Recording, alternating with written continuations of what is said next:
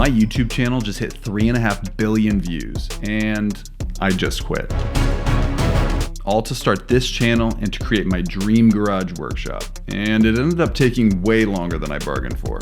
I'm freaking out a little bit. I got a big name DIY YouTuber who I've been watching for years to react to the finished shop over FaceTime, and it would not be a good start to this channel to let him down. Time to get to work.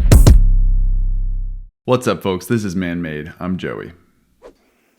All right. There are 3 things that my shop must be in order to be my dream shop. If I can achieve these 3 criteria, I'll have the shop that I've dreamt of since I was a kid. My shop will be 1, beautiful, 2, functional, and 3, productive. I like that. That's cool. I must complete 10 projects for each of these criteria in order to obtain them. I know what you're thinking. Black?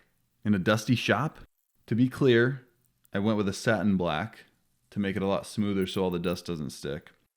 I'm currently working on my second project, and it is just about the dustiest project I will ever do in the shop, and I'm blown away by the fact that I can't see a bit of dust on the wall.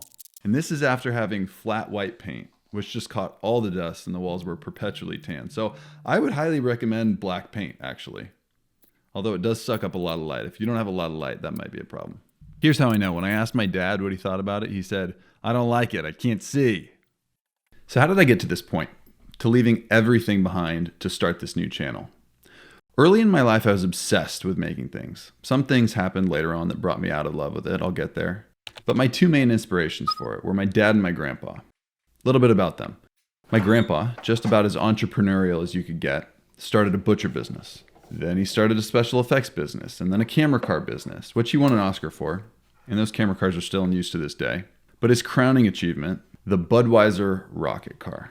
In 1975, it was the fastest car ever, breaking the speed of sound itself. The first car to ever do it. And I have a piece of that actual car, and I'm going to show it to you. And he also had the shop that opened my eyes to the world of dream shops. And he's a big reason I want to make my dream shop. And my dad, he was a Disney Imagineer, worked on rides like Indiana Jones, Tower of Terror, and he's now a rocket engineer. Even with all that stuff, both of them got their start in the shop. They were really good at making things with their hands. Welding, metalworking, woodworking, all sorts of stuff like that. And they taught me how to do it too. And that's why I want to make my dream shop. Not only to have a place that inspires me to build awesome stuff, but to create a shop that'll make the 2 of them proud. For it to be a testament of the work and love they put into me to have this passion. Something that'll carry on the legacy of craftsmanship in my family. And does right by our name. A shop that inspires my kids and their kids to get up and build. And I hope that that lasts many generations. When I was little, I would get out in the shop and make bow and arrows and axes and swords. Anything you can think of that would kill someone. I was obsessed with it. And I never thought I would stop being obsessed with it. I would go out into the garage and use the workshop by myself and make some really crappy stuff. One of the first things I made was a plane for my dad for his birthday. Wow, a 6-year-old making a plane. That's so impressive. No. I nailed together a couple 2x4s. It was about 6 feet long, and to this day, I am wounded because he didn't keep it. I can see it in his face right there. How long do I have to keep this gigantic thing? And in high school, my mom and I made a giant waterfall in our backyard. It was pretty dope.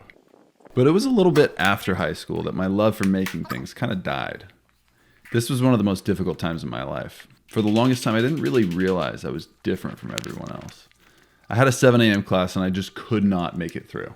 I replaced all the school stuff in my backpack with a pillow so I could get away with sleeping in class. It took a little while for me to find some answers and get a diagnosis, but I finally got one. Lyme disease, or so they say. I absolutely struggled with it. My symptoms? Debilitating fatigue, insomnia, gut issues, and the list goes on. This kind of brought my creativity and interest in building things to a halt, and I thought it would never really return. That lasted for a while. This giant box right here, folks, just about one of the coolest tools I will ever own. I'm super excited to put this in right after I get the flooring situated. Time to move stuff, yo. Let's figure this out. This is a rocket nozzle. Can you guess where it came from?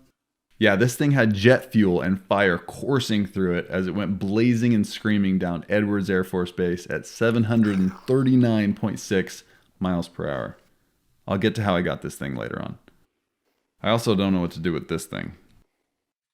I'm not a big fan of most stud finders and how much hope is involved with them, but I do dig this one, and I've been using it for a while after my grandpa recommended it to me. I have some affiliate links down below for all my tools. Hi. I'm doing good. How are you doing? Glad to hear it, dude. Does anybody else have issues getting earplugs in their ears? Some days they fit, some days they don't. It doesn't make sense. You'd think that since I have such big ears, I could fit a school bus in them. Side note, I want to talk a little bit about those criteria I mentioned earlier and what they mean to me so you can have some context of what you're seeing here. 1, beauty. I want to be inspired when I step out in the shop. I want my shop to be a reflection of creativity and to be a place I can't wait to jump into in order to roundhouse kick the next project into submission. 2, functionality. The ability to tackle a wide variety of the most ambitious home projects. This space will be capable and versatile. 3, productivity. My shop will not waste my time, I hope. My tools and layout will maximize the result of my efforts and minimize haste and waste. I feel like this is a really good way to optimize space, to have it roll out so you can get the pieces out. Thoughts? Opinions? Insults?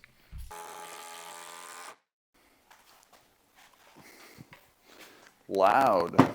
I did something kind of stupid. I can't get it out. It's stuck. Back to my story. By 2014, I was 23, a dim-eyed, bushy-tailed little moron that had no clue that his life was about to be turned upside down. At this time, I was planted firmly in the middle of my 5th year at my local community college. Yep, 5 years at a community college. I was committed. It wasn't just that I loved school, because I didn't. My health was just still a nagging problem. Don't get me wrong, I was lazy and immature. I don't know what came first, the fatigue or the laziness. Chicken and egg thing. They didn't help each other. Anyways, this was honestly one of the most emotionally difficult times of my life. I wanted nothing more than to be healthy and have energy so I could pass my classes and weightlift. Basically, I just wanted to find a woman. Don't look me in the eyes. Every day, all I could think about was getting myself healthy because I thought that was the answer to all my problems. That my sickness was just wasting my life, was purposeless. I really loved this whole project, and I don't want to be a complainer about working hard, but I'm about to complain about working hard. Moving all this junk and furniture back and forth during the painting and flooring just made me anxious. It was such a claustrophobic mess. I just kept tripping on stuff and knocking stuff over. Definitely the least favorite part of the project, but I like seeing the progress. I hate messes, and watching this feels like I'm killing a mess, so that's kind of nice. Back to my college story. Well, let me tell you, the future was not looking bright for me.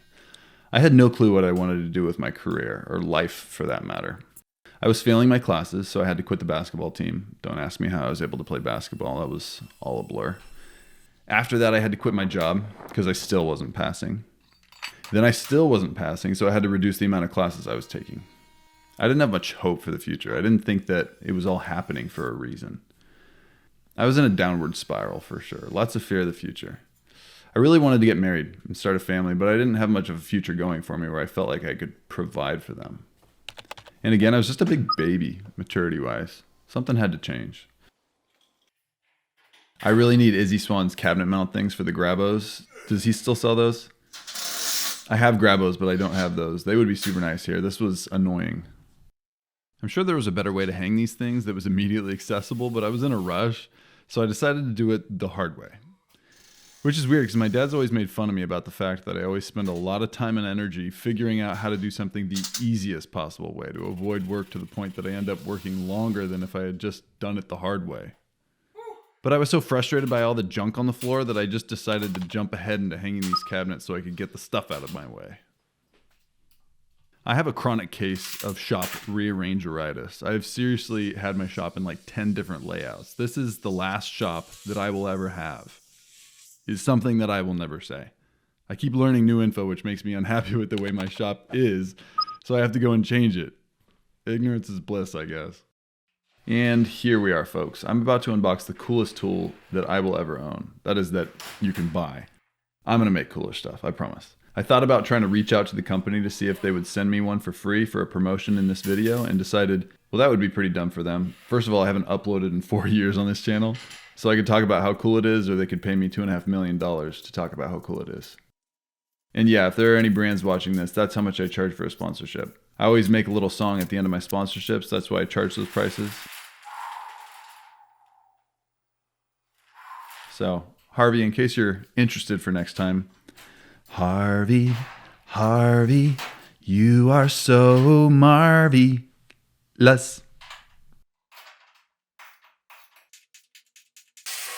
Well, apparently, as I'm looking at the directions of how to take this thing apart, it says remove the bolts, which I just did, unscrew the support legs at the bottom so that it's, acting on the wheels or whatever, and then use 4 eye bolts to lift this machine and remove the pallet with a forklift. That's a forklift. I do not have a forklift, so I have to get creative. I don't know what I'm going to do. Luckily, they used to call me the forklift in middle school. I was a big boy. Well, more of a chubby boy. They called me forklift because I ate a lot. In all seriousness, though, I have the arms of a prepubescent Swedish boy, so I'm anticipating having some trouble lifting things on this channel. But hey, I guess that's entertaining for you. Maybe it'll put you on the edge of your seat to know that I'll probably get injured trying to lift something too big for my tiny arms. Stay tuned. Not a promise. That's close. I recently sold my old dust collector so I could get this thing. Like most dust collectors, that one did not fit under my workbench, which meant it took up wall space. So this one's saving me about 4 feet of wall space, which is like gold currency in woodworker standards. I decided to replace the fitting with something a little more low profile because the one it came with was like over 20 inches, which definitely could have produced a bit of a shincident. Could have got a shinjury. Okay, I'm done. Okay, so back to my story. During my career as a community college student, my brother had gone a different route with his career. A route I didn't even know existed. He got laid off from a drugstore. So he went on unemployment and decided that while he was on it, he was going to write it out and put all his focus into this internet site not many people were talking about. That was called YouTube. This was 2012, so that was not done. He was working 16-hour days, harder than I've ever worked, that's for sure. At the time, I didn't realize that this hard work was not only affecting his future, but mine as well. So fast forward 3 years to 2015. We were chatting on our way to a birthday party, and he told me something that blew me away. Just how much money he was making on YouTube. I was floored. It wasn't a crazy amount, but it was a good living off YouTube. Unheard of. And this was after getting canned from a convenience store, which I thought was like rock bottom. I would have taken that any day over the rock bottom I was about to experience. He kind of got lucky on that one, huh? Kind of fell into this thing after an unfortunate event. That got me thinking. I put the thought in my head about doing YouTube as well. In one sense, I had a lot to lose by just wasting a lot of time in a super pivotal time in my life. And in another sense, I had nothing to lose because things were not going well. If it's not obvious to you, I painted these dust collection pipes black and put them on the floor to hide them, and it actually worked really well. Along with the matte black paint, I used matte black tape. No reflection means no distraction. I'm big on simplicity, I think. You can judge at the end of the video if I actually execute that or not. This is one of my favorite changes that I've made to my entire shop. I used to have a hard PVC pipe on the ground at all times for the dust collection on my table saw, and I'm sure you can imagine why that isn't ideal. I can't think of any toe puns, but I tripped on that thing constantly. This is a 3D printed part that I got on Etsy that just uses magnets. At this point in the video, I'm waiting on the delivery for the part I attach it to when it's not in use, but it comes up later. I wanted some new shop lights, really just for you, and you may not be able to tell now, but the current ones don't look good on camera. The old ones aren't good for color on camera, and they cause bars across the screen during time lapses. I'll show you in a bit the difference between the old and the new ones. Okay, so here's the side-by-side between the old and the new. The old ones kind of gave my face a green hue, and the new ones add some redness to my face. You're welcome. This is it. Oh yeah, baby! Back to my story. I was seriously thinking going all in on YouTube. Dropping out of school, no guaranteed future to try to do this thing I didn't know anything about, have any money for, and had no following on. You'd have to be a complete moron to do that. Forgot I gotta paint it. No! Sounded like a really easy way out. And to be honest, in a lot of ways it was. I was conflicted with this and was honestly too scared. Thought about it for a while and decided to stay in school. That I was just going to keep failing and retaking classes until I could scrape something up. One thing that stopped me was that after 1 year on YouTube, my brother had 9,000 subscribers. That may sound like a lot, but that wasn't enough to make you money back then. And I knew that my brother was a lot smarter and harder working than I was. That was one of the reasons I chose not to do it. While I ultimately had made the decision to stay in school, I still thought about it constantly. I had no qualifications, no experience, no intelligence, no money, no work ethic, but I realized I had a couple aces up my sleeve. Things that might give me an advantage over the typical person starting YouTube. First, I lived with my parents and my mommy did my laundry. Second, I didn't have anyone to support, not even myself. And third, I had a brother who already had a following, who had already learned from experience and made all the mistakes so that I didn't have to. So this pipe I do want to see. As you can see, I tried to make it as obnoxious as possible so I don't run into it. I'm big on taking flaws and making them features, so I really tried to lean into this one. And this kind of set the tone for the colors in my shop. So yellow and black it is. Let's run with it. Wow, that's quiet.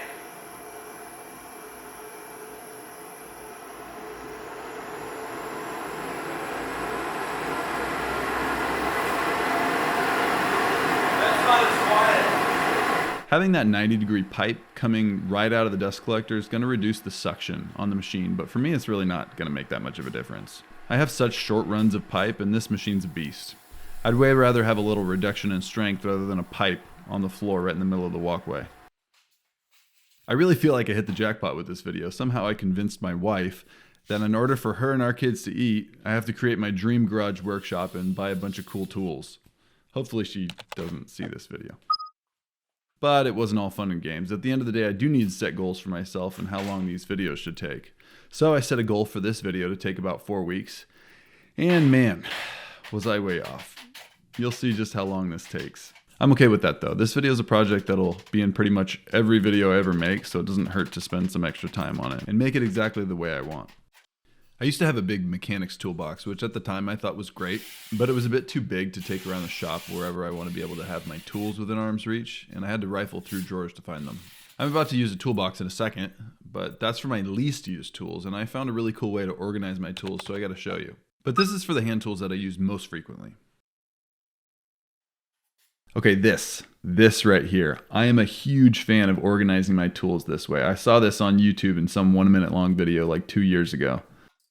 A lot of people normally use something called Kaizen foam. Basically, it's just a foam you put at the bottom of your toolbox and you can cut out an outline of each and every tool you have in the foam and put your tools in it. I've never done that because it's not something that I've ever wanted. First off, it sounds super time consuming to cut out space for each and every single tool I have. That would seriously take like a week. Secondly, I'm only going to be married once in my life. I'm not interested in marrying tools.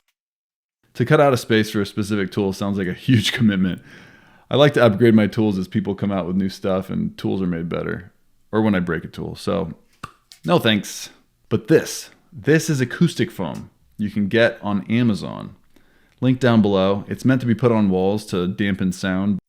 But if you get the right ones with the little lines of pyramids on it, it holds your tools perfectly. So where was I?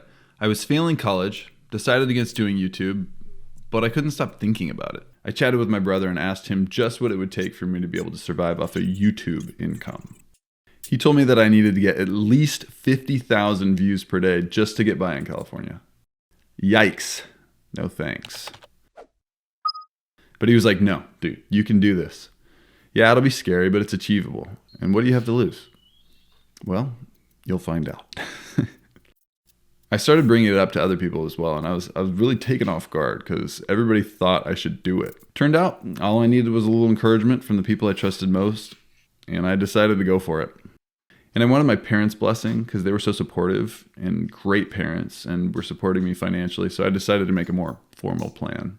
My goals for subscribers, my goals for income, for my career on YouTube. They read it and then promptly kicked me out of the house. No, I'm kidding. They were down with it. That blew me away because they knew me. And at the same time, that also kind of scared me because I was like, okay, well, I guess I got to do this. And I genuinely knew like nothing about YouTube. I didn't watch YouTube, didn't know any YouTubers, never had dreams of becoming a YouTuber. But for some reason, I thought I would hit it big, which was kind of right in one sense, but at the same time, it was pretty naive. Naive because I didn't understand that the people that tend to be successful in life are the ones who acquire the most wisdom. And at the time, I wasn't really interested in finding it. But nevertheless, here I was. So I went for it. I didn't go back to any of my classes after spring break, just ghosted everybody. And just like anybody else would do, I wrote a fake obituary and posted it outside near the class. It was a lot of change for me, but when I made the decision, I didn't know just how much change was going to come. I dropped out of school, started a new career that I had no business being in, and through all that, I actually found Jesus and became a Christian. So lots of physical, mental, spiritual, and emotional change. That was probably one of the most pivotal times in my life to this point. That short span of 2 weeks changed the course of the rest of my life. Welcome to Valencia Lumber and Panel. This was the closest lumber shop to me that had the specialty plywood I was looking for to use in the next project. I always feel so insecure going into lumber shops. What is it about lumber shops where they look at people with so much disdain? They didn't hear, but most of the time when I go to a lumber shop, they can smell hobbyists a mile away because of the tiny orders and inability to speak the dialect of a pro. Every time I go to a lumber shop, I try to brush up on my lingo, which is so stupid. But these are the facts, folks. I cannot tell a lie. Crazy!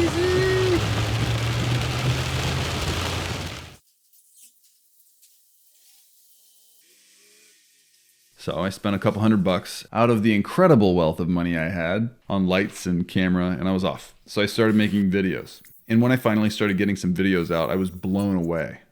I never realized the skill I had at making YouTube videos and just how good my videos would be. I had zero skill. They were terrible. Awful. People should have been paying me not to make YouTube videos. I was so tired that I once made a video where I was just standing in front of the camera dancing, thinking that I would go viral with me dancing and smiling in front of the camera. I titled it, Just Be Happy. So yeah, I was pretty good at YouTube. If you aren't aware, water isn't good for plywood, especially melamine plywood, so I had to rush this one. Here's those gravos I was talking about earlier. They have a pump that kind of works like a reverse air compressor to create suction. They have hundreds of pounds of suction power. This is me giving my wife a challenge a couple of years ago. I'll give you $100 if you can take this thing off the floor now. Oh gosh. If this comes off, I'm gonna go flying. Oh gosh. Oh, I guess you missed out on the money. Sorry. Oh, there's another video I did called How to Be Sexy. And it was just me standing in front of the camera dancing with my eyebrows for 3 minutes straight. And I'm not lying, I had my eyes open for 3 minutes straight. That was a new level of desperation. When I first started YouTube, I was hopeful that I was going to make it big. But when I started making these videos, my hope quickly died. But the videos were actually really successful. That is, if I was trying to make an audience want to die. I was making a whopping $200 a month. That was rock bottom. But then my dad told me I had to go back to college. So that was rock bottom. In a minute, I'll show you a tool that I've been wanting for quite some time. It's definitely not something I needed. Kind of felt guilty buying it, to be honest, but hey, I had to make a good video, right? It is the best on the market of its kind. Finally got the rest of the bins here. I didn't plan this whole shop project in detail very well, so I constantly had to move back and forth on projects as I waited for stuff in the mail. So here it is, folks, the Cadillac of miter saws.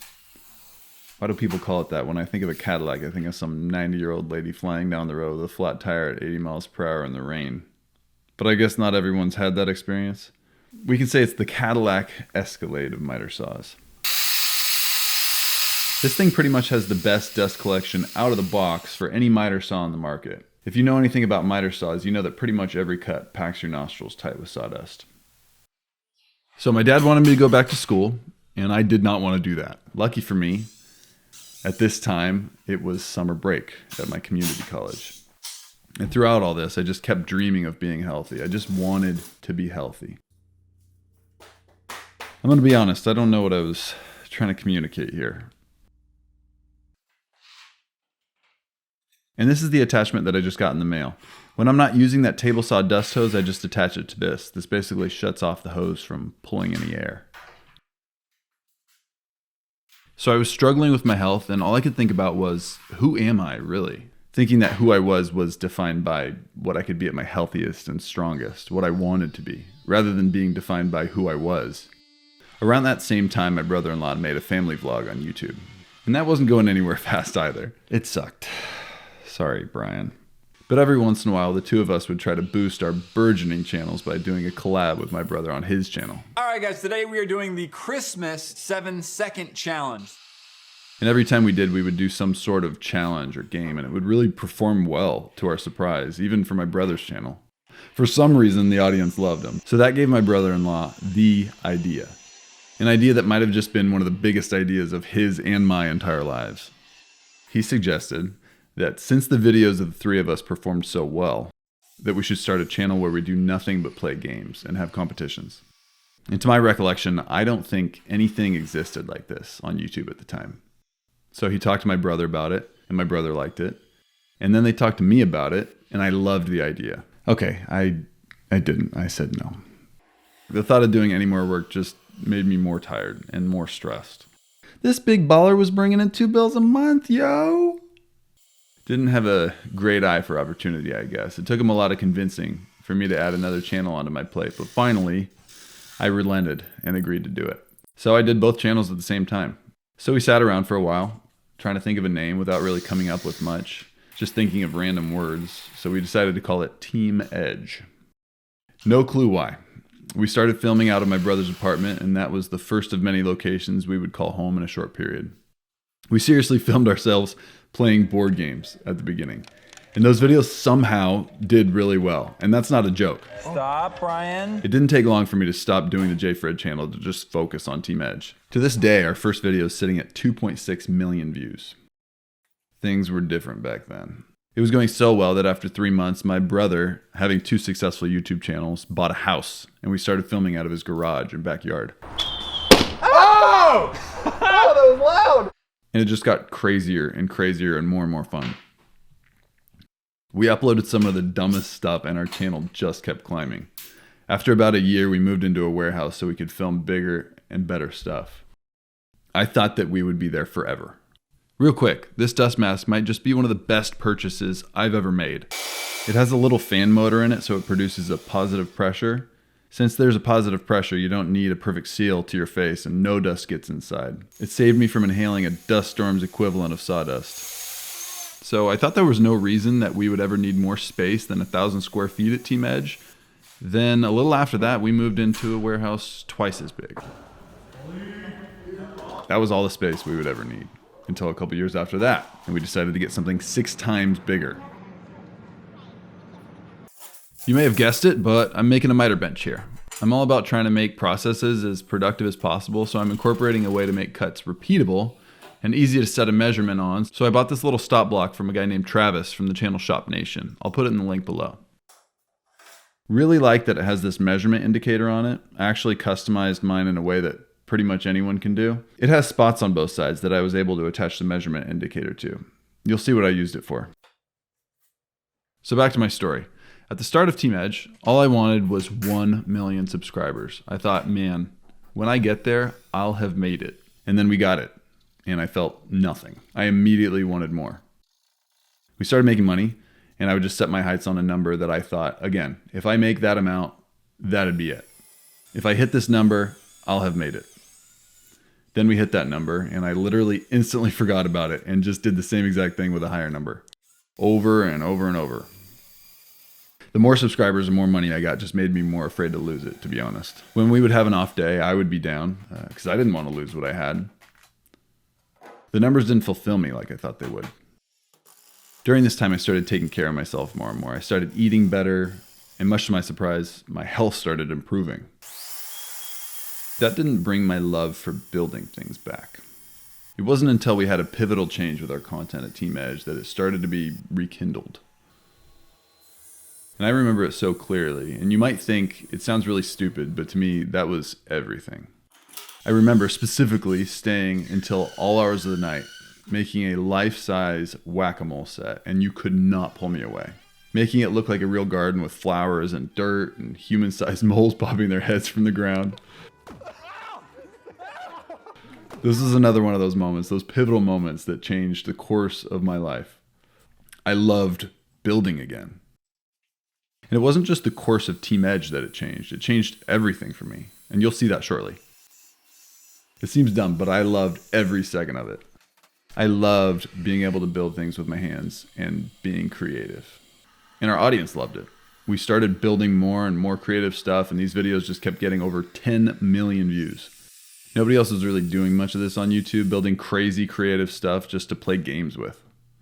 Our sets just got crazier and crazier to the point where we had to hire set builders and art directors. It was a blast. At that time, we had about 5 million subscribers and 1.4 billion views on our channel. I hope it doesn't sound like I'm bragging. That's what it is. I just don't want it to sound like that. There was trouble brewing under the surface, but we just kept having fun, and the crazy just kept going, and sometimes got a little out of hand. We lit ourselves on fire, jumped and fell from some sketchy heights, trapped ourselves in boxes that were filling up with water, and we even threw out the first pitch at the World Series. That was one of my favorite memories. And I got some injuries that you don't really want to see. During all that time and all that success, I was still super immature and prideful. I really needed to grow up.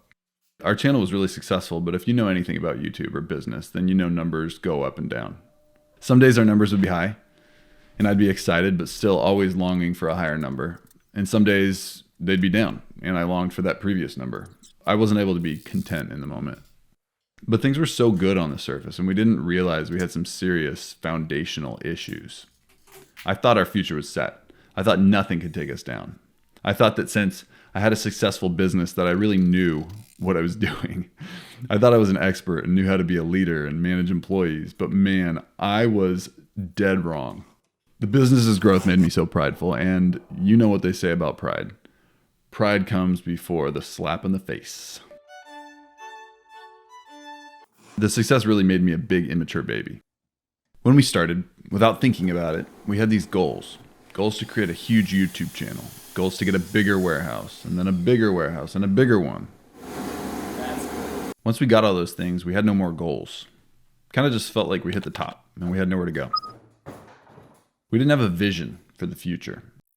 It really brought me to a point where I wasn't growing or maturing, and I definitely wasn't happy. So we kind of just existed. At that point, without realizing it, I got bored with Team Edge. That's when I decided to start a new channel, building crazy stuff with my buddies called ManMade, where we made stuff and had to decide whether what we made was a lemon or if it was a made. Not quite the same as this channel. That was geared toward a much younger audience. But ManMade was a ton of fun, but it didn't go as I'd expected or was hoping for. For a while, it just further developed my love for building things, and it gave me something to work toward that I was excited about. We made all sorts of crazy stuff like rock climbing walls in my house, barbecues out of toolboxes, and even a tiny house. Move that book! That's cool. I learned more and more as we built stuff, and I really started to love building things again. And thus came the start of all this. We needed tools to build stuff. And we filmed in this garage, my garage, so I started getting tools and building out a little tool wall in my garage, just like my grandpa's glorious shop that inspired me. But as with most things, when you try to do two things at once, you don't do either of them very well. Every week, I was spending 3 days on Team Edge and 2 days working on ManMade. ManMade was succeeding, but could have been better, and Team Edge started to suffer as a result of my lack of attention to it. Views started going down on Team Edge, and I was exhausted. I felt that my first duty was Team Edge, and that it needed more of my focus. That's when I learned you can't have it all. So me and my buddies all had a mutual understanding and decided to return to our businesses at full force. So I returned, and I thought that that was going to be all it took, but I was wrong. My return still didn't fix the fact that we didn't have much of a vision and plan for the future. We started off not knowing our identity as a company, and we grew too fast. At this point, we had almost 20 employees and really didn't know how to lead a company, But during this time, I met my beautiful bride and the love of my life, Kelly. And for some odd reason, we played an insane amount of chess on our honeymoon, as most people do. And since ManMade started really growing my love for building things again, I got it in my head that I really wanted to make a chessboard. A glorious chessboard, something crazy, out of stone or epoxy or a giant wood slab. So I started watching YouTube videos on making chessboards. I learned all about how to do it. To this day, that chessboard that I made sits in my head. I never made it. But this did introduce me to the wonderful world of the DIY side of YouTube. As I watched videos, I stumbled on more videos and watched more and more and more. This is when I stumbled on a few different creators that I watched religiously, one of them being a guy named Brad from Fix This, Build That. I've been watching his content for years. He makes content like testing MDF versus plywood. And I know some people might think that's like watching your grandma dust her armoires, but I ate that kind of stuff up. He had the answers that I had the questions for. What? Why do I do it? It's in there good. So, some way or another, as YouTubers do, we connected and hung out. And somehow I locked him in for this video. So in case you didn't get that, he's the guy that's going to be reacting to the finished job here. Which is really making me put my rear in gear because this guy has been a huge inspiration for me. Will he like it? Will he try to spit in my face but end up spitting on his phone because we're on FaceTime? Calm down, you'll just have to wait. But I did call him to show him the shop at the beginning and he was less than impressed. So I'll show you that to tide you over. What's up, dude? What's up, Joey? How you doing, brother? Doing well, how are you? I'm doing awesome, dude. I'm just working on a shed, man. But I want to see your shop, dude. I want to see what you got going on. So, I want to show you it now so that when you see it at the end, you're impressed, obviously. Gotcha. Because if you see it now, you're going to be like, wow, okay. So, are you ready? I'm ready. Here we go. All right. Ramps, you got a lot of stuff going on there? Nice and neat and organized. Yeah. Looks like you need a spring cleaning over there. I think so. I feel like you've got like all the right ingredients there, and if you whip it up, because you got some nice machinery, you got that great assembly table, got some good wood storage. Just you wait, man. Just you wait. It's going to be dope. I'm excited to show you. Oh, I can't wait, dude. Hopefully. I'm waiting for that the LED measuring stick on the miter station too, okay? LED measuring stick on the miter station? That was the idea I gave you when we were eating barbecue at Utah. Oh, that's right. I remember that now. But that one's mine, so yeah, so obviously you're not executing. Yeah, exactly. I don't think that's going to happen. I'm going to be honest. By the way, I called him right after waking up in a pile of sawdust. I will talk to you in 3 weeks. And get yourself ready, dude, because it's going to be cool. Perfect. Hey, I'm ready, man. I can't wait to see what you do, brother. Cool. Talk to you later, man. And the audio will be better when he reacts to the finished product, I promise. I learned from this. But here's a sneak peek of his reactions. As you can see, he was concerned, falling asleep, shocked, and disgusted. Now I definitely need him to see the finished product, and it's got to be good. So right after we shut ManMade down, my love for building things just continued to grow. To be honest, it was a bit of an unhealthy obsession. All this was fueled by the image of my grandfather's garage workshop from when I was in high school. I don't have pictures, so I'm going to have AI make the most accurate representation of exactly what it looked like. Okay, maybe it didn't look like that. But all his tools were air-powered, so he had air piping all along the ceiling of his garage so that wherever he went, at any time, he could plug an air tool in above him. So I'm going to be using these really cool sawhorses for my workbench top here. Okay, on second thought, those look stupid. Those are way too big. Never mind. I definitely underestimated. He had this giant air compressor that went into a filter that filtered out particulate, and then another filter for oil. I honestly don't know how it worked. But he had this tool wall. Not something super uncommon now, but it was unlike anything I had ever seen. Every tool was on pegboard, each tool had its place, and each tool had a perfect outline of it on the wall so you knew where every tool went. I had never seen anything like it. So that's why I put an upgraded version of that in my shop. He had a 300-pound welding table and about 8 tool chests worth of tools. And his immaculate attention to detail and workflow was like nothing I'd ever seen. That is why I'm trying to replicate it. Meanwhile, my dad's workshop was always a mess. Well, because I always loved a mess. That one was my bad. Sorry, Dad. But my grandpa was retired. So that's where my shop inspiration started. And as I bought more and more tools, I slowly started achieving this past vision of my grandpa's shop. Except for the air tools. No, thank you. I started off by making my tool wall with a small workbench against the wall, thinking that this was going to be my final iteration. Yeah, right. Then I decided, I have more room in the garage. Why not make a big workbench and I can put some large tools on there like a table saw and a miter saw. That way it won't take up too much space. That one did not last long at all. I thought, what am I trying to save all this space for? I have an entire garage at my disposal. So the hobby that previously took up a small wall in my garage crept into taking over the entire thing. I started accumulating more and more tools.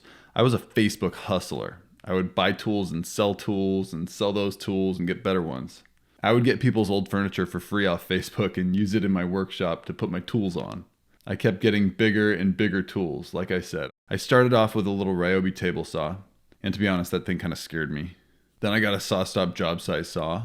Loved it. Nice tool. But it wasn't what I got next. I thought, I need a little more cut capacity. So I got just what might be the last table saw I'll ever buy. Don't quote me on that. The 52-inch SawStop professional cabinet saw. The problem with this is that I just kept doing that with all my tools. Got a little bandsaw, then decided to swap it out with a bigger bandsaw. Got a cheap miter saw, and decided to upgrade that a few times. It was a problem in one sense, in that I was never really satisfied with what I had, but it also allowed me to help my friends and family with projects that they couldn't tackle on their own. This all looks real nice. Comes together real nice. Looks good. And then over here, what happened? I don't know. I'm gonna figure out a way to make that look nice. If I hadn't built up the shop that I have now, I think it would be a lot more difficult to tackle some of the cool stuff I have planned for the future of this channel. Be excited about it. Please. And this has led me to feel super qualified to have an amateur DIY channel because of the fact that I've never been paid for a project. Not once. Trust me, I tried. So, relatable, I guess. Not lying, I probably have spent more time optimizing my workshop than I have making actual projects, which seems a bit counterintuitive. But I will show you some of my projects. As I was cutting these dog holes, I couldn't really tell that there was a tiny amount of movement with the plate. And it's a little technical, but basically the router wasn't accurate, and no matter what I did, I could not fix it. Either the dog holes were way too tight or way too sloppy. This little zero clearance insert that my brother printed for me didn't last too long. It's basically there to make it so you don't get any chip out on your wood when you're cutting it. But I was showing my buddy this miter saw, and he used it to make some cuts. He would lift the saw up and move the saw to the right while the saw was running to cut it again. So I said, that's not a very safe cut. He was like, dude, you know how close I get to the blade when I make my cuts? So he quickly got the tiniest piece of wood he could find, and before I could stop him, trust me, I tried, the miter saw blew the piece up, and tiny pieces of wood went flying everywhere. And this little zero clearance insert took the brunt of that impact, unfortunately. Gonna have to have my brother make another one. Luckily, his fingers were fine. My buddy Matt, who's an artist, said, I want to help you, which was super kind of him. And I had this idea for painting hazard lines along this beam here, and I was like, I would love if you could take that from me because it sounds like a headache. And he knocked it out of the park. So this is why I wanted another measurement indicator on my stop block from Shop Nation. Because I'm a metric guy. Let's be real, it's way better, but that's for another time. Like I said, I'm metric, but I live in an imperialized world, so I need standard measurements sometimes. So this will be super helpful. But back to Team Edge. COVID.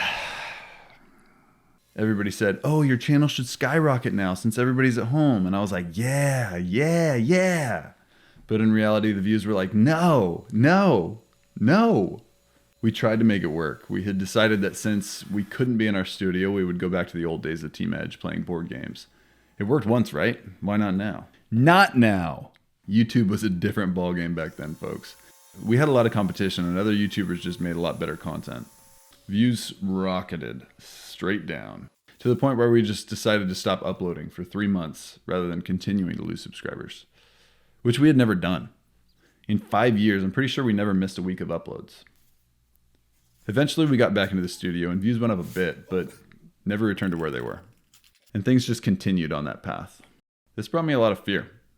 I didn't have much hope for the situation. I was fearful of the future, fearful of not having Team Edge, fearful of what I was going to do after Team Edge because of the fact that I hadn't really developed any real skills or made any attempt to grow. I was fearful of not being happy if I didn't have as much money as I had gotten used to. I never really stopped to think that there might be a bigger purpose or plan behind the way things were going at Team Edge. And they were going downhill. And in the moment, I thought, this is so bad for me. But surprisingly, it was so good for me. That's when I really realized that I had no clue what I was doing. That I had no skills because of zero attempt to grow and mature in my craft. It really brought me to start growing up. It taught me to grow in learning about the business and learning how to run a business and make a successful business and how to lead people. And I started to really enjoy working at Team Edge again. And then we made a pivotal change. We decided to make a 5-year vision for Team Edge to give us a future. So we completely revamped the format of the channel and took it in a new direction by starting The Edge Games. What was previously a channel with one-off competitions focused on fun was now a challenge league with 6-month seasons and a championship at the end of it all. We were super excited, but the fans were not. It was pivotal in the fact that it pivoted away from us until it was a travel basketball reference. People stopped watching. It was pretty much a huge failure. While we did have good intentions to make a future for our channel, the plan was not based off of any market research or any type of wisdom that we had gotten. That was another blow to the channel. And again, I wasn't thankful to be in this position with Team Edge declining. Who would be? So we decided to go back to our old content. We were constantly trying to revamp and improve, but it didn't change the fact that from the beginning, we didn't have an identity as a company and a mission. It was like we were trying to fix a car while we were driving it. But throughout that difficulty, I had goals. I was growing and improving and honing my craft. Over the course of the next couple of years, Team Edge still declined more and more. But while the channel was declining, I was maturing and really enjoying it, in fact. And that's often how God works. Before, when we were successful, there was division in our company between me and my brothers. There was a lack of unity on my part, especially. There was a lot of pride and insecurity and selfishness. But as our company started to go downhill, it brought us unity and maturity and growth. We banded together. During all this time, I started to make actual projects at home rather than just working on my shop. I'm also humble enough to say that I made some really awesome stuff. Over time, little by little, my skills grew. And now I can confidently say that I am an advanced beginner. Yeah! I started with small projects, making cutting boards, made a few planter boxes, a few barn doors, a window bench, a few baby gates. My kids are never getting out. And I made my way to being able to make things like waterfall tables and dining tables. During all this, my shop just kept changing and improving bit by bit. And when I say bit by bit, I mean bit by bit. As a business owner, husband, and father, I just had different priorities that didn't leave much time for woodworking or working in my shop.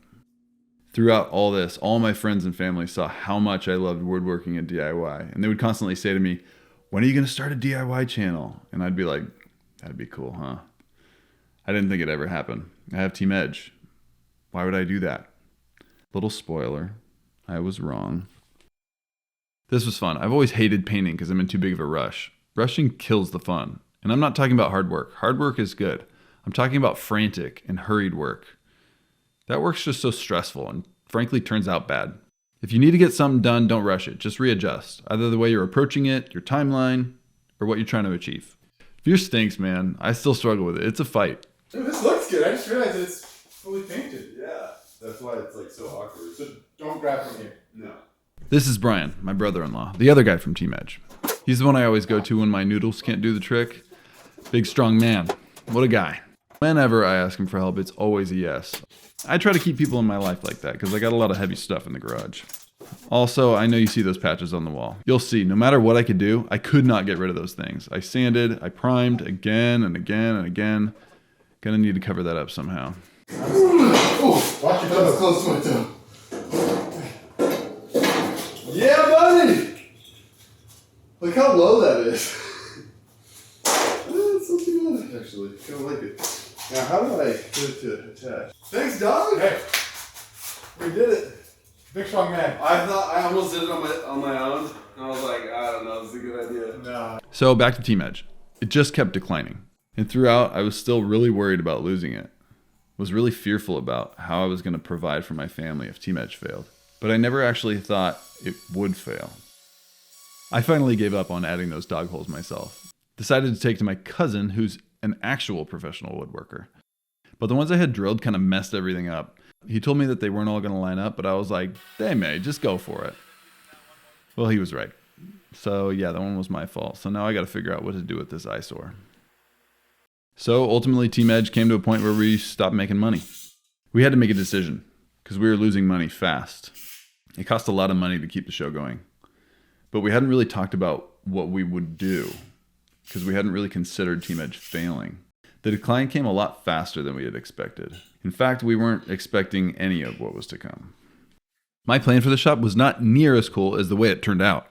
I kept thinking about taking shortcuts to save on time, but kept going back to wanting to make an awesome video for you and really making this thing special and not having things in the shop that stick out as eyesores and take you out of the experience.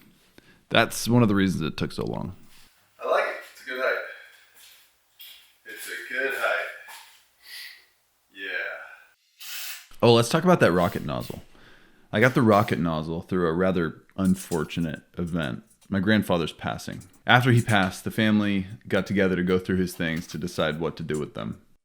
It was a somber event, but joyful at the same time. We were all saddened by our grandfather's passing, but it also gave us a chance to reminisce as all the old memories came about from going through pictures of his archive of things. When I stepped into the backyard, I saw a couple things sitting in the corner. One of them made of aluminum, which meant it was in pretty good condition and free of rust. And there was this rocket nozzle, sitting there rusting away like it had been forgotten. I was surprised to see it because I immediately recognized it, but for some reason, I had never seen it in person. And it was like this moment of awe as I held this piece of family history and world history in my hands. The rocket nozzle that allowed this car to fly down the salt bed of Edwards Air Force Base. I had to have this thing and restore it to what it once was. And the other piece was one of the wheels on the car. So my cousin and I had agreed to both take them. Real quick, I figured out a solution for this eyesore here, and I'm actually excited for that, so you'll see it in a second. So I got the nozzle, and my cousin, the woodworker, got the wheel. Both of us leaving that day inspired and excited to honor our grandfather by not only restoring these items, but creating something new from them. So that's what I need your help with. I want to incorporate the rocket nozzle into this shop somehow. Would love your suggestions and how I can honor my grandpa through this channel. So I'm trying to route a tiny little lip around the edge of the circle for the thing I'm about to put in it. I wanted to use a rabbiting bit so I could reference the circle, but it wasn't going to work because my jigsaw made such an angled cut, so I had to figure out another solution. My brother 3D printed this for me, which was super helpful because I really needed it and I did not want to have to wait around for something to come in the mail. So that was a game changer. So I sent him the dimensions I was looking for, the hole being 10 millimeters bigger than the hole in the table, and he gave it to me the next morning. So I used a templating bit and routed just a hair below the surface of the table. It was just a little too tight, so I ground it down a bit. When the table got messed up, I did not want to spend another $120 on a slice of black plywood, so I really tried to figure out how to fix this thing and not only cover it up, but again, I wanted to take this flaw and make it a feature. The funny thing is, I'm actually really glad it happened because I use this little magnetic bowl all the time, and it's something I've never seen anyone else do on their workbench.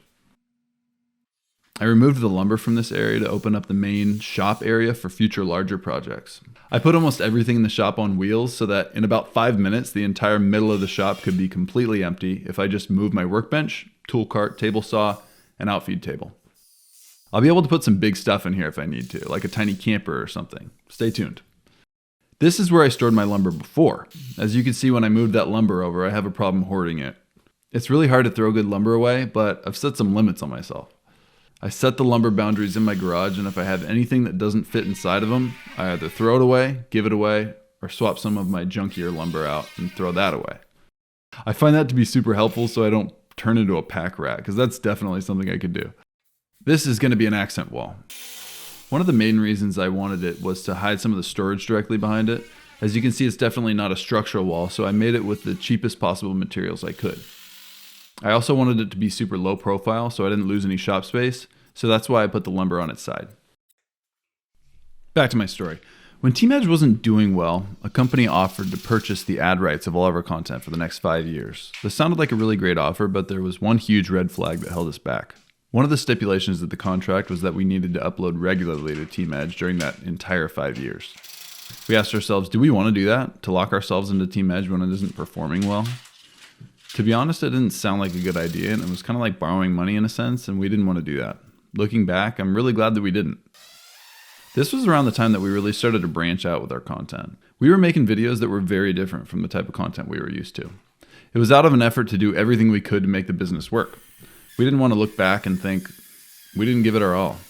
Looking back, there are a few vids that really stand out to me. Some really fun and some honestly not so fun. Actually really awful to go through, in fact. The fun one. We took a tiny car, technically an old folks mobility scooter, on an off-roading trip through the Utah wilderness. We drove for 3 days straight, charging our car with batteries charged with solar panels through 30 miles deep in the backcountry of Utah. It was honestly kind of sketchy, but also super fun. But it just didn't work. I'll tell you why after I tell you about the agonizing video. So I had seen a few YouTubers doing challenges for 100 hours, a little over 4 days. And they had done every challenge you can think of for 100 hours, except for the idea I had. I had the bright idea of spending 4 days completely blindfolded without ever taking it off. And yes, this was the time that I had a wife and 2 kids. So I did it. And yeah, it sucked a lot. I mean, come on. We were so excited to see these videos release, but they just did not perform well. That was a big discouragement. I came to the realization that I just didn't know what our audience wanted. I felt like I had a huge disconnect because I wasn't interested in the type of content that our younger audience wanted. I just watched woodworking and DIY videos. I felt like I couldn't understand our audience because we weren't passionate about the same things. Like I couldn't serve them well. During all this, I got a cold and was out of the office for a week because these days being sick is illegal. But this sickness brought a spark that lit pure fuego. I was sick, so naturally I watched a bunch of YouTube. I stumbled on a channel called Drew Builds Stuff. I looked at his content and I thought, man, this is so cool. I want to do this. This could be my career. It really helped me to think about what I could do if Team Edge was no mas. I talked to my wife about it and thought about what life could look like if I just did a channel on my own making awesome stuff. I thought about it for a solid day or two, and I didn't think things would happen so quickly, and was thinking maybe there was a purpose for all this, for Team Edge's decline. I spent some time in prayer, looked at my bank account to see if it was even possible, to see what all of us could step away from Team Edge with. So I decided to talk to my brother and my brother-in-law. I was conflicted considering leaving Team Edge, but also considering starting something new, pursuing my passion of building things. I was excited at the thought of starting this channel, but was also sad at the thought of leaving Team Edge and the family we had built there. I tried to get this overspray off my driveway with a pressure washer, but it was not budging. My buddy, the miter saw guy, suggested this graffiti removal spray, and I was floored. It worked flawlessly. So, shortly after talking to my brothers about ending Team Edge and starting this new channel, we made a decision. We thought we might be able to make Team Edge work if we just lay everybody off and try to scrape along, but that doesn't sound like something we want to do. So how do we do this? Should we try to ride it out for 6 months and slowly transition into our next channels? Or just stop cold turkey and go all in? So we did the smartest and most level-headed thing possible. We thought on it for a solid 4 minutes straight and then decided, let's go for it. All in or all out. We shut her down. I think it's easy for a lot of people to be ashamed about something like this. Having a failed business, the fact that Team Edge could totally be the peak of my career in a sense, with money and popularity. But I don't really care about that kind of stuff anymore. I don't have shame about the way it all went down. I'm thankful because I'm exactly where I want to be right now. If ManMade doesn't get millions of subscribers and pop off, I'm okay with that because I'm doing what I love. And if I'm even serving a small amount of people well, then I'm happy with that. Honestly, when this happened, I just felt thankful and excited for the next stage. But to prepare us, my brother gave us an admonition. He said something that I think about every day, actually. He told us that starting a business all on our own and having all the decisions fall on our shoulders was going to be scary. That there was no more important time to lean on God. I didn't feel that fear in the moment. I think I was a little overconfident, but I can tell you for a fact that he was right. It was scary. It has been. We also talked and told each other that we really needed to rely on each other during this time because we all have strengths and weaknesses that complement one another. This was such a difficult decision to come to shut down the company that I had been working on for the past 8 years. But I looked back at all the difficult things I had been through in the past 8 years with my health and Team Edge's failure, and I had a realization. I realized that nearly every good thing I had was brought to me through those hard times. If it weren't for my illness, I wouldn't know God. I wouldn't have my wife, my 3 beautiful kids. I wouldn't have been given Team Edge. And if Team Edge hadn't declined over the years, I'd still be a big child, relying on others, not growing, not maturing, and really unhappy because of it. And if I hadn't gotten sick that one week, I might not have had this opportunity. But that gave me confidence that this was the right decision. So with a channel that had 7.5 million subscribers, 3.5 billion views, regularly achieved 1 million views on a video, we did the unthinkable. We said goodbye. We gave all 10 of our employees a month left of work. And boy, did we need it. It took us an entire month to break down all of our sets and get everything out of the studio and get it back into the shape that we found it. It was hard to say goodbye to our employees and home in the past 5 years. But we really did have a lot of blessings during that time. We had been planning on buying a truck for Team Edge, but for some reason, things kept stopping us from being able to. We were about ready to sign a new 5-year lease at our warehouse, but for like 6 months, our lessor hadn't sent it to us. On top of that, we just had money coming in from random places that we weren't really expecting. I could see there was a plan in all this. Oh, dude, I love this. This works so well.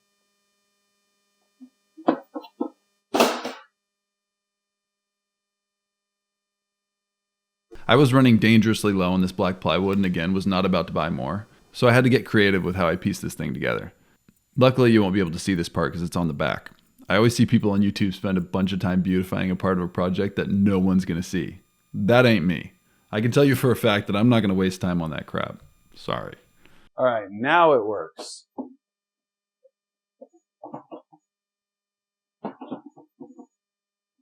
Wonderful. All throughout this project, I was continually just wanting to jump onto the next thing, and this is an example of that. I just wanted to be done with the flooring, which was stupid because I just had to go right back to it at the end. I was racking my brain trying to think of the best possible way to cut this edge so everything lined up, and I came up with this, which worked great. Way better than using a box cutter with a giant ruler. You just have to make sure not to set your blade height too low, otherwise you're going to ruin your blade and get a sparky situation. When we shut down Team Edge, I took home a bunch of stuff. In fact, we had so much stuff that I wanted to keep that I got a storage unit just to be able to keep it. Some tools, an off-road electric scooter, a t-shirt cannon, and yes, I use that in an upcoming video, and a crap load of LEDs. Like, lots of them. What timing? Man alive. So that sticky back tape didn't work. Luckily, I have about 20 different types of sticky back tape. We're going to try every single one until something works. Which is great because I really wanted to use LEDs on this project and I didn't have to buy a single one for what I'm about to do. That's it. That's it, baby. LEDs have a way of really making projects. They're almost more than just the cherry on top. I am almost always going to find a way to incorporate lighting into my projects because I think it just makes them look significantly better. Team Edge was one of the most fun times of my life, and I'm so thankful for it and all the experiences and fun that it brought me. But what I'm even more thankful for is the hard times it brought, because it brought me to grow and mature and grow up, to learn to provide for my family with my own 2 hands, to learn how to pursue wisdom, to learn how to take ownership over my own failures and shortcomings. And that's what I've gotten from all this. And I'm by no means saying that I've gotten there, that I've achieved growth and that I'm now mature, because I still have so much growing and maturing left to do. In that, I'm confident. But for ManMade, this channel is going to be all DIY. The focus will be on making crazy creative things. These videos are passion projects, and I want to give them the time and energy they need to be amazing, however long that takes. As I've developed skills in building and making things throughout the years, I've been unknowingly preparing for this channel. I feel like there's not another job that I'm better equipped for. Seriously, I don't know of another one. If you have any suggestions, please let me know. I'm calling it ManMade because I'm a man and I'm going to make things. If you used to watch Team Edge or ManMade, I really appreciate it. That means a lot to me. And I hope you'll join in on this new journey. And side note, in case you're wondering why I have like 600,000 subscribers, this is the old ManMade channel that I just rebranded. I never thought this build would take as long as it did. It took about 2.5 months, about 44 work days. I genuinely thought that it would just take a few weeks, and there starts the new line of failures that are coming my way. It's going to be like Disneyland for DIYers. I don't want to explain too much about what it's going to be. You're just going to have to wait and find out. Team Edge was such a blessing, and in a lot of ways, losing it has been a blessing too. It's hard for me to say goodbye to it. It was a roller coaster of a ride. Lots of ups and downs. I've celebrated in the good times, and after the bad times, I've looked back and been even more thankful for those. But now it's time to move on to the next chapter of my life. No clue what's going to happen. But God's good. And whatever He decides I need, whether it's feast or famine, I'm ready for it. This is my dream shop. And not only because it looks cool and works well. As you can see, those things are important to me. But it's my dream shop because I know that my father and my grandfather would be proud. That means the world to me. This may be my dream shop, but I can promise you this, it won't stay like this. Adam Savage said, "A shop is nothing but a process, a thing in motion." I like that. As my interests and desires change and my skills improve, my shop will too. This is just the beginning. Hope you'll join me on the journey. I got a ton of crazy ideas and it kills me that I can't do them all at once. So I guess all I can do is the next one.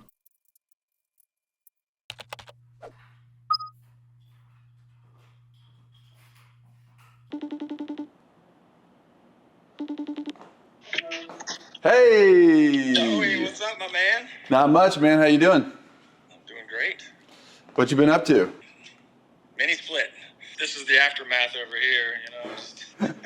I know how it is. Trust My me. shop is a complete disaster. So, yeah. Well, mine's about the cleanest it'll ever be. You'll never see it as clean as this. Yeah, that's typically how it goes. How do you feel like it turned out? I'm really excited about it. I really like it. Hope you're going to like it too. But I am ready to show you. Are you ready for this? Absolutely. Let's do this. You better love this, man. All right. Turning the camera around. Oh, dang! Dude, okay. Dude, I love the colors. I love the safety theme you've got going on. Yeah. The vinyl plank flooring. I'm always a fan of that. Yes, sir.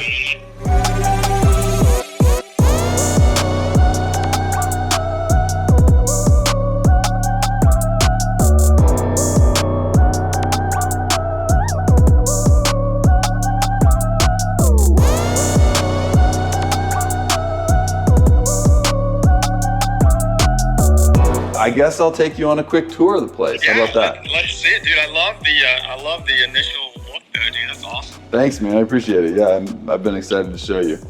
All right, so drill press area here. I love. Now did you paint the drill press? I did, yeah. As you can see right here. Dude, I love it. I love all the coordination.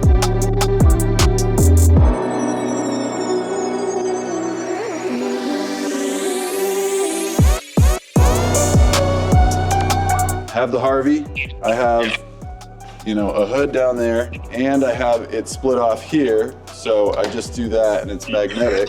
Oh, dude, that's so smart. And then just to shut off that blast gate, basically, I just attach it there. Yeah. Dude, that's a great idea. Just having that dead end as a blast gate. That's awesome.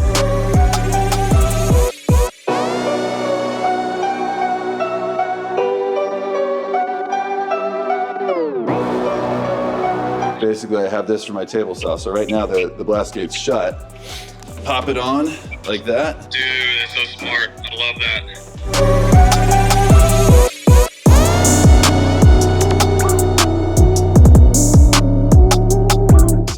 have the Craig Foreman here. Basically, this is the lock, and I just pop it down and start drilling. And when I'm done, just pop it back. Just branding right there. Yeah, exactly. Dude, that is so good.